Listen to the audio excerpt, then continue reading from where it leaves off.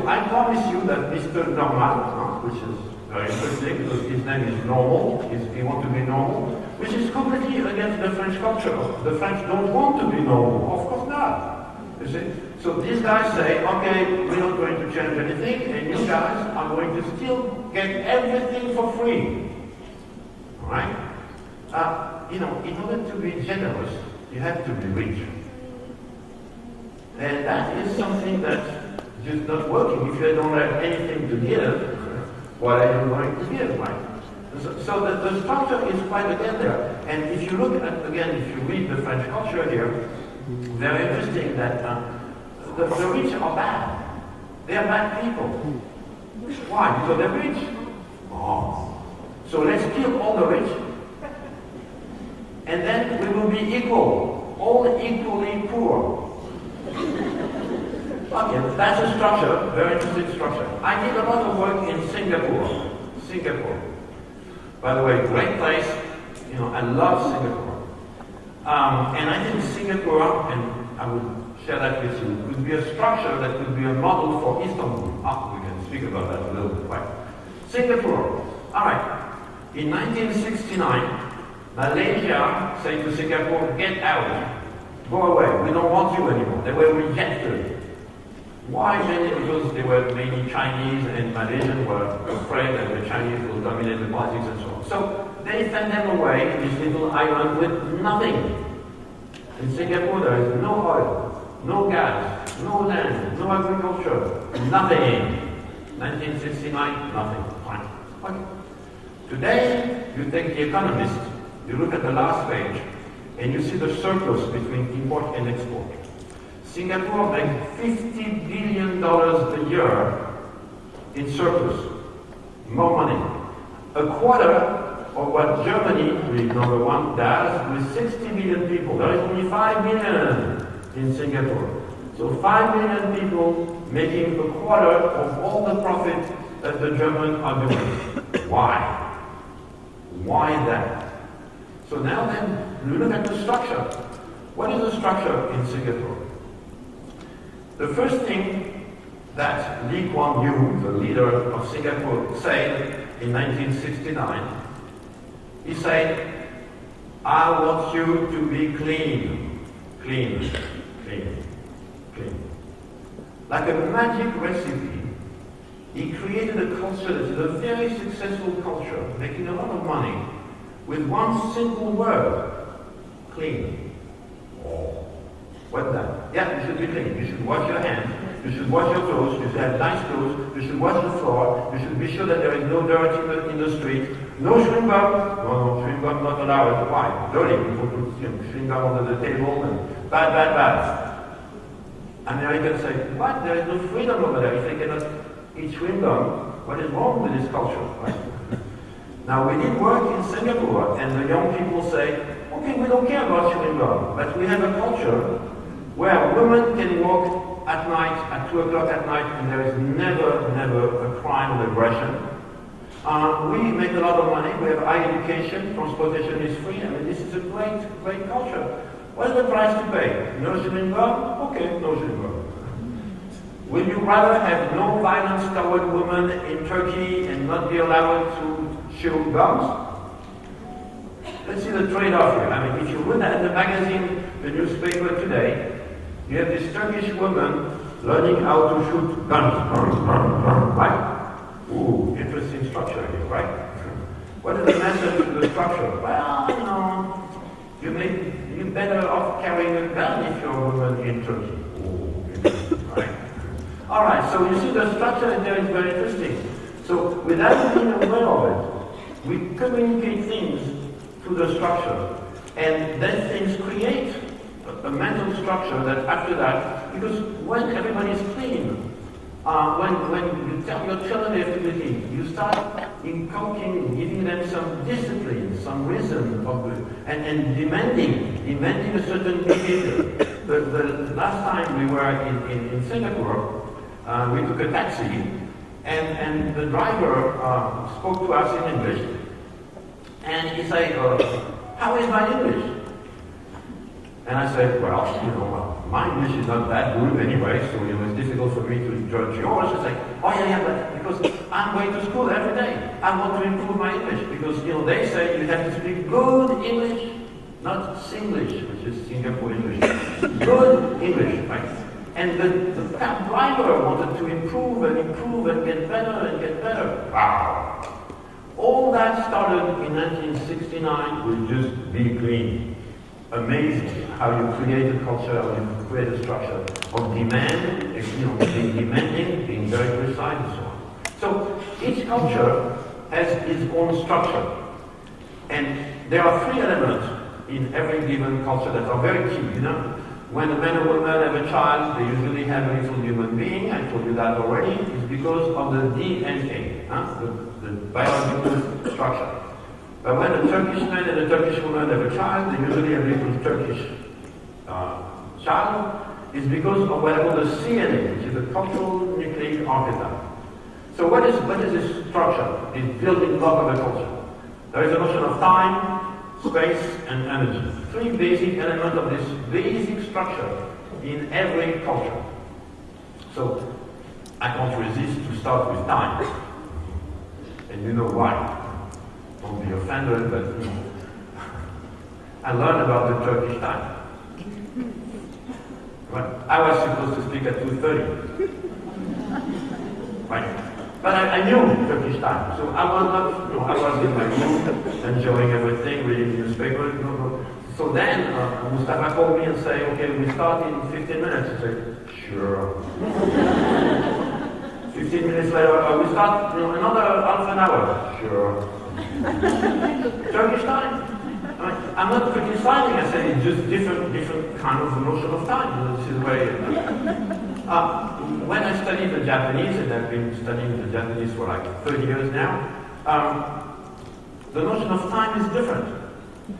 My American friends going to Japan and want to negotiate a deal with the Japanese, they arrive in April, May, they go to the Okura, and then they start seeing the Japanese. Okay. And the guys say, okay, so the Americans, they say, okay, can we work on the contract? So, springtime. Let's go out in the garden. Let's watch the flowers. Beautiful trees. Oh, little water there with some fish going on in the water. Nice. So let's enjoy it. Okay. Next day, you say, okay, now today I'm going to work with the Japanese. Another Japanese arrives, not the same. Another guy. Oh, where is Mr. Yakula? Not here. Me today. All right, let's work on the question. Oh, springtime. Again? Yes. Let's consider. So every day you have a new Japanese that takes you to the garden. And it's the opera, the hotel bill. Costs a lot of money just to enjoy it. And then they say, come back in a few months. All right. Okay, so you come back. Now this is December is winter time, right? So they say, okay, let's work on the contract. Oh, let's go outside. Beautiful snow. It takes forever. I was working with author that the Lidl in Switzerland. They built new projects and so on. And I was for a Japanese company, and we were building a big machine in Geneva to deliver to the Japanese. And so the Japanese are very slow at the beginning. They wait, but when they're ready, they're ready. And so we were building this machine, and the Japanese would come, and as usual, they take pictures of everything. So I was eating a sandwich and eating this.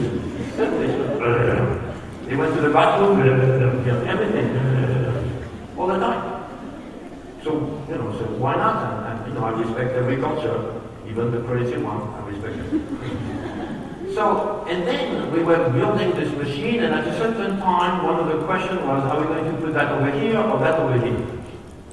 And the Japanese said, no, we did it already, we put it over here. What do you mean you did it already? Yeah, because we replicate exactly the same machine in Japan. But we are ahead of you. Wow. You see, so this notion of time is so interesting because it looks like they're waiting, they're enjoying the springtime, they're enjoying the winter, but at the same time they're doing something else. And when they're ready, they're ready. I mean, one of the best things for me is when you look at movies between the Japanese and the Americans. Completely different notion of time, different structure of time. Right? You have a movie called Arakiri. Arakiri means seppuku, is when you kill yourself. And the whole movie is about daimyos and samurais. And the samurais, when they tour, one way to save a face is to kill yourself. So you kill yourself, but you do that with a ritual. So the samurai will go to see a daimyo, which is like a noble man, to pay for the funeral, to pay for the whole ceremony. And most of the time, the daimyos will give some money and say, okay, get away, because I don't want to do that. So, but one day, one of these daimyos say, I'm not going to, you want to kill yourself? Kill yourself. Do it. And he knew that the samurai already had sold his blades. And he didn't have any blade anymore, it was only bamboo blade. And so he was going to kill himself with bamboo. Whoa, right? So the samurai didn't say anything. So the whole movie, beautiful movie, nothing happened for 10 minutes, and then nothing, and then nothing, and then nothing, and then nothing. And then an hour later, still nothing, an hour and 20 minutes, nothing, and then nothing, and nothing. And suddenly the samurai steal the sword of one of the guards and kill everybody. All the heads, blood everywhere. And then, slowly, he put down the real sword, take his bamboo sword, and kill himself with the bamboo sword. So, if you look at the structure, Japanese structure, nothing, nothing, nothing, nothing, nothing, nothing, nothing, nothing, nothing. American movies. You watch an American movie, in the first 2 seconds there is already 25 people dying. All the time, all the time. After a while you become so numb you're not even paying attention to how many dead people and dead bodies. So, different rhythm. And when you have a negotiation between the Japanese and the American, you have two structures of behavior that are very different. Americans, they want to sign the contract right away. The Japanese, wait. So this notion of structure is very powerful. And there is a key element of the structure is biology. Biology is global. If you want to be global, go into biology. Why? Because this is the logic of life. And so far, it doesn't matter if you are German, French, or Japanese, the way to create a child is always the same way. Right? So this is the same way. But it's different for men and women.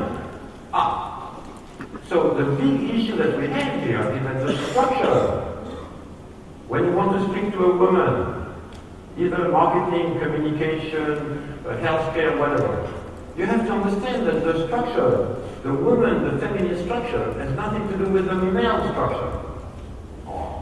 And again, I'm not speaking, I know I might not sound politically correct. I'm just speaking about biology.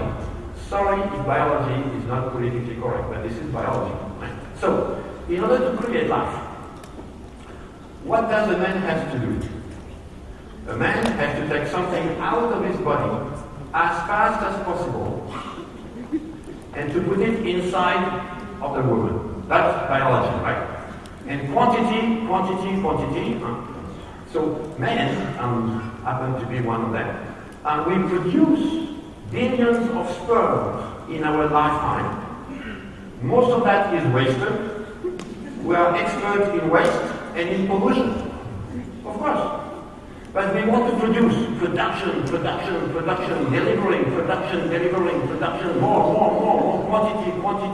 Right? This is men. Alright? Women are very different. They're born with around 300 eggs. They're born with them. They don't produce them. And then they have a limited amount. So I'm going to be careful about what I do with these eggs. Right? So the guys, they want to do it. Women say, well, let's wait a minute. So the time for men is now. I want to get inside. Why? Because that's my program. I want to do it.